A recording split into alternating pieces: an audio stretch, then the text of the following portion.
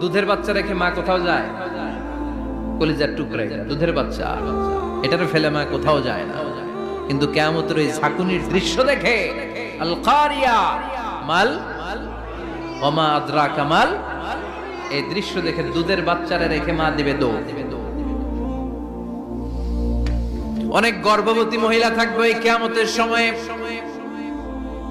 যাদের পেটের ভেতরে 2 মাসের বাচ্চা, 3 মাসের বাচ্চা, অপরিপক্ক অপরিণত, বাচ্চাটা এখনো বড় হয় নাই, কোনো বাচ্চার হাত পা এখনো হয় নাই।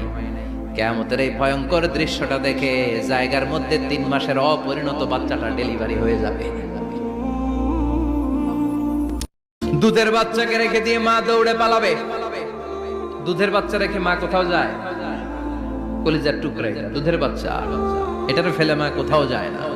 কিন্তু কিয়ামতের ওই ঝাঁকুনির দৃশ্য দেখে আল কারিয়া মাল ওমা আদরাকা মাল, এই দৃশ্য দেখে দুধের বাচ্চারে রেখে মা দিবে দৌড়। অনেক গর্ভবতী মহিলা থাকবে এই কিয়ামতের সময়ে,